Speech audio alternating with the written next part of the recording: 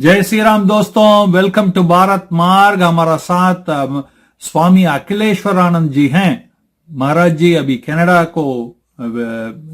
का प्रवास में हैं। इधर अभी अमेरिका से आ रहे हैं।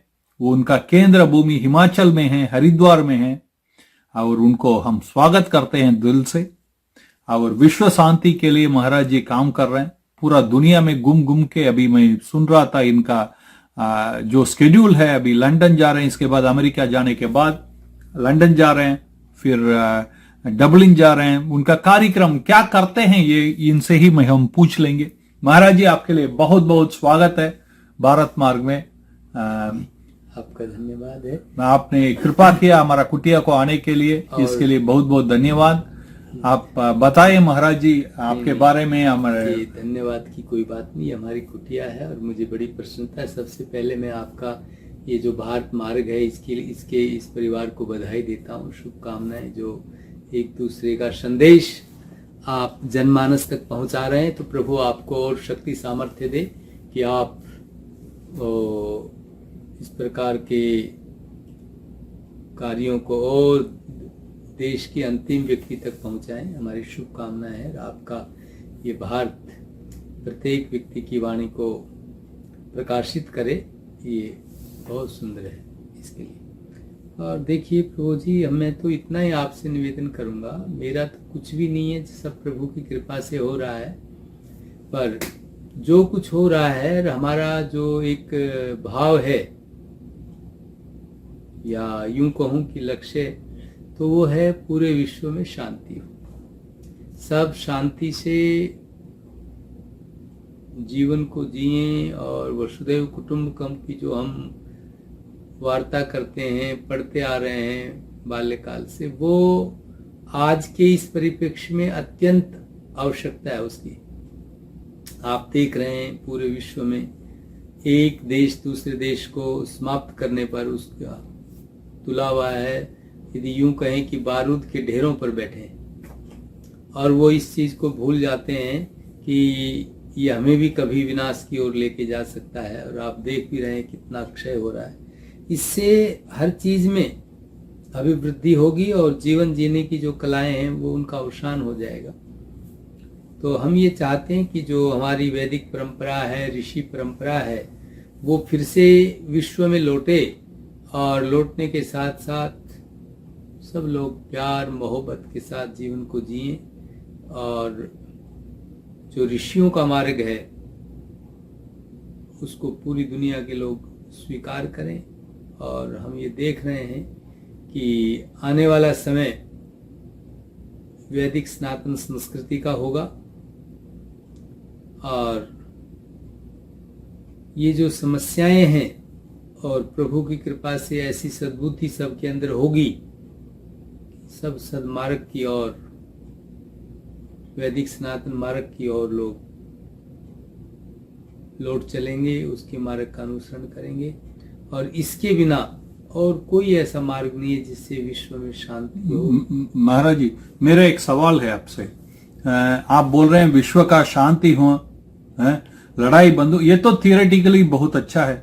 मगर आप पहले उधर जाने के पहले मैं आपसे ये निवेदन करूंगा, ये पूछूंगा कि आपका जो कार्यक्रम कर रहे हैं, इसके द्वारा आप शांति लाने का कैसा कोशिश कर रहे हैं, इसके बारे में बताएं। देखिए, जो हमारा योग का मार्ग है, ये व्यक्ति को आज बहुत व्यक्ति मैं देख रहा हूँ स्ट्रेस में जीवन जी रहा है, एंजाइटी है, हाइपरटेंशन, हार्ट, मधुमेह, अनेकों रोगों से ग्रसित हो गया है।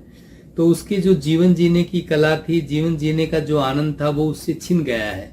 जिस जीवन को बड़े एंजॉय से जीना चाहिए था, आज वो भार युक्त हो गया है, और जैसे गधा भार ढो रहा है। तो आज व्यक्ति के पास संपदाएं, आर्थिक साधन है, लेकिन उसे नहीं पता वो क्यों आया है, मैं कौन हूँ, मेरा क्या कर्तव्य है, क्या करना चाहिए, वो इस चीज को नहीं जानता है। बस वो जानता है भौतिक चीजों को, संसाधनों को इकट्ठा कर रहा है, उधर ही उसकी जो सारी दौड़ है वो उधर हो गई है। स्व की ओर, अपनी ओर उसकी दौड़ नहीं है। तो हमारा ये प्रयास है कि व्यक्ति अपनी ओर दौड़े, अपने को समझे, अपने को जाने, और वो बिना ध्यान के, योग के असंभव है। इसलिए हमारा प्रयास रहता है उसको जो अष्टांग योग है, क्रिया योग है, मतलब ये मान लो मैं आपका योग का कैंप आ रहा हूं, तो आप मुझे क्या सिखाएंगे? जैसा मुझे कुछ भी मालूम नहीं है आपका योग के बारे में, जरा बताइए कितना दिन का ये कैंप होता है, एक बेसिक नॉलेज लेने के लिए कितना दिन पड़ता है, उससे क्या फर्क पड़ता है? देखिए, उससे क्या है, यदि मैं यूं कहूं कि अगर योग एक ऐसी विधा है जो पूरे विश्व को संतुलित कर सकता है, जीवन के जितनी समस्याएं हैं सबको दूर कर सकता है। ध्यान जो है संपूर्ण समस्याओं से आपको परे ले जा सकता है।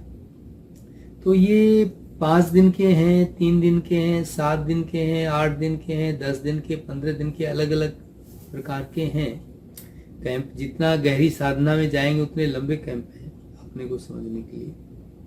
और ये जो महर्षि पतंजलि महाराज हैं, जिन्होंने अष्टांग योग और उसी विधा का और क्रिया योग, इसको जीवन में भी हो सकता है एक क्षण में आपके जीवन में परिवर्तन कर दे, हो सकता है कि आपका पूरा जीवन बीत जाए तब भी वो चीजें आपके जीवन में घटित ना हो। वो आपके ऊपर है कि हम कितना उनको घटित करते हैं, और जब भी घटित हो जाएंगी तो जीवन एकदम आनंदमय जीवन हो जाएगा। बिल्कुल बिल्कुल महाराज जी, आप जब पतंजलि जी महाराज जी का नाम ले रहे हैं, तो पतंजलि का नाम सुनते ही हमें याद आता है रामदेव बाबा का। आज का उनका ब्रांड है, राइट? वो भी हरिद्वार के हैं। क्या आप भी उनसे जुड़े हुए हैं, कैसा है? देखिए, संत जो है किसी से पृथक नहीं होता, हम पूरी वैश्विक सत्ता से जुड़े हुए हैं। और स्वामी जी महाराज ने बहुत बड़ी योग क्रांति की है, बहुत बड़ा काम किया है। और आज पूरी दुनिया में यूएनओ में कहीं भी देख रहे हैं, देश के प्रधानमंत्री जी को भी और पूरे विश्व को भी स्वीकार करना पड़ा, उसमें स्वामी जी महाराज का बहुत बड़ा योगदान है। और उन्होंने एक झोपड़ी से निकल करके आज पूरे विश्व में बहुत बड़ा काम किया है। तो उनको हम नमन करते हैं और वो अपना कार्य कर रहे हैं, और हम स्वतंत्रता से अपना कार्य। मतलब आप उनसे जुड़े हुए नहीं? देखिए, ऐसा है, मतलब जुड़े हुए हैं, मतलब कोई अलग नहीं है। हाँ, कोई अलग नहीं है, मगर आपका अलग संस्था है, उनका हाँ, वो अलग एक संस्थान के संचालक हैं, हम एक अलग संस्था चलाते हैं, लेकिन उद्देश्य हम सब लोगों के एक ही हैं। मगर महाराज जी, मेरा ये भी मैं जानना चाहता हूँ, ये सवाल मैं जो पूछ रहा हूँ आपको, अपना जो दर्शक हैं उनको रिप्रेजेंट करके मैं पूछ रहा हूँ कि जब भी हम ये महाराज जी सब इधर आए थे, अपना श्री जी आए थे, या सदगुरु आए थे, जग्गी वासुदेव जी, राइट? तो ऐसा बहुत सारे संत आते हैं, उनका कैंप लगता है योगा का, उनका फीस तो बहुत बड़ा होता है। आपका कैसा है? देखिए, मैं कोई फीस नहीं लेता हूँ, मैं तो फ्री सेवा। मेरी फीस तो यह है कि व्यक्ति के जीवन में शांति आ जाए। मगर पैसा तो जरूरी है ना महाराज जी, अगर आप कैंप लगाते हैं तो जगह का भाड़ा देना पड़ता है, सब तो है। नहीं, वो तो सब होता है, सब प्रभु कृपा से सब हो जाते हैं, तो मैं फीस नहीं लेता। अच्छा, हाँ, मैं सच्ची में? हाँ, सच्ची में हम कोई फीस नहीं लेते।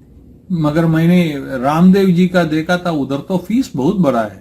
चलिए, उस विषय में मैं कुछ नहीं कहना चाहता। आप नहीं बोले, ठीक है ना, मैं इसलिए बोल रहा हूँ कि सच में ऐसा भी होता है क्या? हाँ, हो रहा है। आप देखिए, हम तो किसी से पूरे यूएस में कार्यक्रम हमने किसी से कोई फीस का नहीं रहते। अच्छा, तो आपका कौन सा छोटा कार्यक्रम कौन सा होता है, बड़ा कार्यक्रम कौन सा होता है? हमारा जो साइलेंट, जो मौन साधना है, वो हमारे बड़े कैंप होते हैं। और छोटे कार्यक्रम जो केवल ध्यान के बारे में, साधना, रोगों में कहाँ ये सहायक हो सकता है, वो एक 2 दिन की प्रयोगशालाएं, वर्कशॉप होता है, छोटे होते हैं जो। लेकिन मौन डीप साधना जो है वो हमारे लंबे कार्यक्रम। अच्छा, आपका संस्था का नाम भी बोले हमें जरा परिचय। विश्व चैतन्य योग पीठ है, और दूसरा हमारा स्वामी हरिहरानंद परमहंस आश्रम हिमाचल में है, तो उसके तहत भी चलता रहता है। और एक ट्रस्ट और है, तो ऐसे करके 2-3 संस्थाएं हैं जो उसके माध्यम से हम सब लोग मिलके काम करते हैं। वाह, तो ये क्रिया योग के बारे में जरा बताएं, क्या है ये, क्या होता है, क्यों किसी को? क्योंकि मैंने एक बार योग किया, ये मेरा जिंदगी में बहुत असर पड़ा। अपना गुरुजी साउथ इंडिया में हुआ करते थे, वो कुंडलिनी योगा, इसका नाम हुआ था सिंप्लीफाइड कुंडलिनी योगा, स्काई बोल के वो सिखाया करते थे कोयम्बतूर से, जहां अभी जग्गी जी वह हैं उधर, सदगुरु जी उधर ही उसके पास में ही थे। मैंने देखा था, मेरा गुस्सा कम हुआ, बहुत सारा चीज ऐसा बदलाव आया मेरे में ना खुद का। जी। तो आपका योग का मेरे जैसा साधारण व्यक्ति को करना कितना आसान है और क्या फर्क पड़ता है?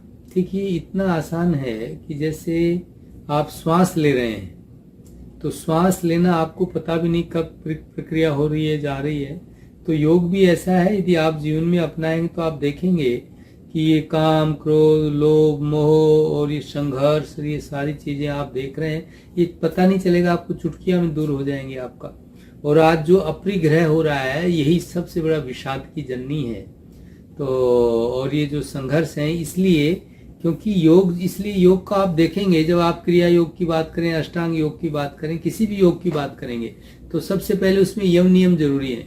यम नियम, आसन, प्राणायाम, प्रत्याहार, धारणा, ध्यान, समाधि, ये है। दूसरी तरफ हम आते शौच, संतोष, तप, स्वाध्याय, ईश्वर प्रणिधानानि। शौच, संतोष, तप, स्वाध्याय, ईश्वर प्रणिधानानि, क्रिया योगा। तो ये जो हम देखते हैं, ये सारी चीजें जो जीवन में आती हैं, तो सारी दुनिया में हम जैसे बोलते हैं अहिंसा, सत्य, अस्थेय, ब्रह्मचर्य, अपरिग्रह, ठीक है ना। तो ये सारी चीजें जब जीवन में आएंगी तो आप स्वाभाविक देखेंगे कि जीवन शांत होगा और एक दूसरे का व्यक्ति प्यासा नहीं होगा, एक दूसरे को प्रेम बांटने के लिए सोचेगा। वो इतना उत्सुक होगा, वो किसी को दिए बिना रह नहीं सकता। उसको लगेगा कि मैंने जो पाया है उसका मैं वंटन आवंटन करूं। सत्य का जीवन, और इस पृथ्वी को सत्य निर्धारित किया हुआ है, और इस पृथ्वी को अगर आप सत्य बोलते तो इस पृथ्वी का आप संवर्धन करते हैं, इसका आप विस्तार कर रहे हैं। ब्रह्मचर्य, और ब्रह्मचर्य का पालन आज आप देखते हैं, जितनी बीमारियां ज्यादा बढ़ रही हैं आज विश्व में, उसका मूल कारण है ब्रह्मचर्य का अभाव। यदि आप ब्रह्मचर्य का पालन करेंगे तो कोरोना या क्या कोई भी ऐसे रोग आते हैं वो आपको प्रभावित नहीं कर पाएंगे। आप बहुत शक्ति संपन्न होंगे। आप ऐसा कुछ मत बोलिए महाराज जी, ऐसा बोल के रामदेव जी को माफी मांगना पड़ा सुप्रीम कोर्ट के पास। नहीं, मेरा ये कहना है कि नहीं, सही है, नहीं, वो भी ऐसा ही कुछ बोल रहे थे, उनका कुछ नहीं, मेरा तो ये कहना है, जो बात है कि ये चीजें एक, जहां आपको मानसिक, शारीरिक और आत्मिक और शांति के लिए ये चीजें बहुत सहायक है। आप इन चीजों को करेंगे तो आपको बहुत सहायता मिलेगी, अच्छा मिलेगा। ये ऋषियों की परंपरा है। तो मैं कुछ नहीं कहता हूं, मैं तो वो बात कह रहा हूं जो ऋषि परंपरा का एक अरबों वर्षों पुरानी एक परंपराएं चल रही हैं, हजारों वर्ष पुरानी है। तो दोनों का एक संयुक्त यह है कि आप या कोई भी देश, विश्व इस चीज को अपनाएगा, कोई भी राष्ट्र, तो निश्चित ये कहा जा सकता है कि उनके जीवन में शांति होगी और जीवन एक अच्छा जिया जाएगा।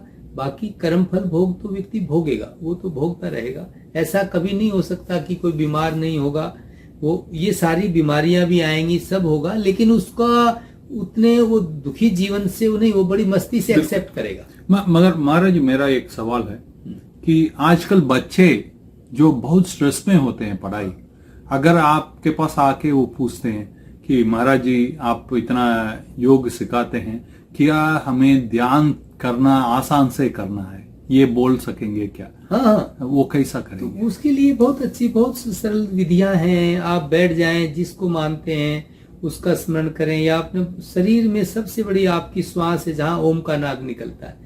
आपके नेवल से, नाभि से ओम का नाद के साथ जो आपका श्वास निकल रहा है, श्वास के साथ जो ओम की ध्वनियां है, आप उसको देखें। बस कोई भी देख सकता अपने श्वास के साथ निकलने वाली ओम की तरंगों से जो श्वास तरंगायित हो रहा है, उसको केवल आप देखें, और देखते देखते देखेंगे कि आप बहुत शांति का अनुभव करेंगे। और इससे उनको स्ट्रेस से मुक्ति मिलता है। स्ट्रेस से मुक्ति मिलेगी, और वो उनकी प्रतिरोधात्मक शक्ति का संवर्धन होगा। हाइपरटेंशन की समस्याएं सोल्व होंगी। एंजाइटी जो एक भयभीत हैं, इससे उनके चक्रास जागृत होंगे, और चक्रार्थ जब मूलाधार जागृत होगा और उसकी शक्ति का ऊर्ध्वारोहण होगा, ऊर्ध्वगामी होंगी, तो स्वाभाविक है कि एंजाइटी समाप्त हो जाएगी, एंजाइटी का भाव होने लगेगा।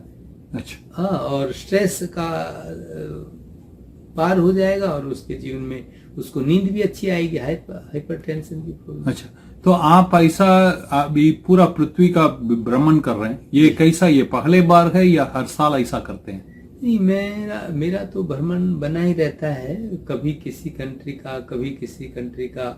मैं भ्रमण के लिए विजिट के रूप में हर जगह आता रहता हूँ और जाता रहता हूँ, वहाँ के कल्चर को समझने का, देखने का, और लोगों से संवाद होते हैं। तो हम अपनी संवाद में सब लोगों से बात कहते हैं कि भाई आप लोग इस मार्ग को अपनाएं, जिससे आप जो दुखी हैं, स्ट्रेस है, इन सब चीज़ों से आप परे जा सकते हो।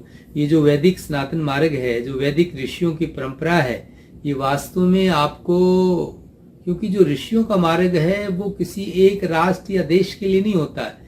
ऋषि पूरी वसुधैव कुटुंबकम, पूरे विश्व के लिए, पूरे विश्व का वर्णन करते हैं। पूरे विश्व को दुखों से मुक्त करने की जो परंपरा, वो ऋषि संस्कृति है। तो इसलिए तो जो भी इस परंपरा का अनुगामी होगा, अनुसरण करेगा, निश्चित वो मानवता का